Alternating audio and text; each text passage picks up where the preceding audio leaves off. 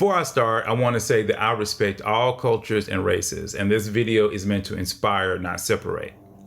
As a child, I was fascinated by animation. As I grew up, unlike many of my friends, I never abandoned my love for the art form. My ability to draw and to be creative helped to fuel my desire. For some reason, I connected slightly more to well-crafted animated characters than to live action. By the time I reached 15, anime had crossed the ocean and was flooding into video stores in great quantities. For the first time, I witnessed PG-13 and even adult-themed cartoons. It was no longer taboo for characters to literally be blown to pieces or sliced up by ninja swords. Characters painted the walls red with their enemies' blood. As I moved away from Smurfs, Pole Position, and Batman the Animated Series, I was welcomed into Akira, The Bubblegum Crisis, Battle Angel, and eventually Naruto. While in high school, I kept my passion only among close friends. However, as I entered Tuskegee University, an engineering college, I found dozens of new friends who were just as passionate about these movies as I was. Before I left Tuskegee, Japan gave the world Afro Samurai, a gritty piece of animation with the lead character voiced by Samuel L. Jackson. Years before Princess and the Frog, Japan had jumped feet first into an animated project with a black lead. The project was dark, funny, and amazing. However, like The Princess and the Frog, Afro Samurai felt like a vision outside of the black community. While it was well done, it lacked the more subtle black characters that I truly wished to see. Since that time, black characters have flooded into anime. Some considered racist by many black Americans, while others have been praised.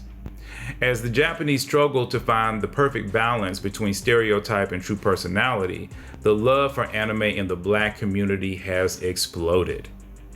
Today, most American cartoons are affected by anime storytelling in some way or another, and many new black animation directors and writers desire to create projects like the ones they watched growing up. The new challenge for these black animators is, where does the anime end and the black actually begin? For example, the creator of Broken Beat has spoken publicly about some of his fans' frustration. Many of his fans dislike that the black characters exist with a Japanese backdrop, while in Netflix's Yasuke, the main character actually starts off as a slave. It is impossible to please everyone, which is why the only alternative is to make more movies, shows, and web series. If black anime has a father in America, it would be the Boondocks. The show's origins is from a newspaper comic about urban black kids which move into the suburbs, i.e. the Boondocks. The original comic was controversial for some of the material, but was welcomed by many newspapers as a true look into black culture. While the original comic strip had an anime-inspired look, the cartoon definitely felt more like an original from Japan. Unlike Afro Samurai, the skin of the Boondocks characters were multicolored with wonderful yellow and reddish-brown hues, and the satirical story and style was a lot more complex and layered.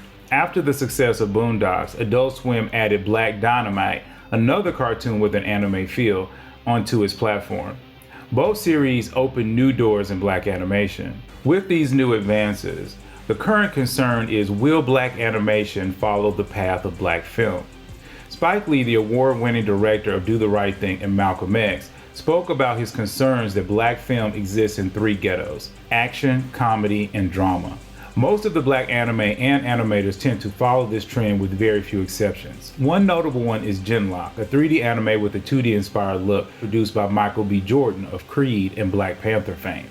Mr. Jordan has spoke candidly about his enjoyment of science fiction. And this project opens new doors that can finally move beyond action, comedy, and drama.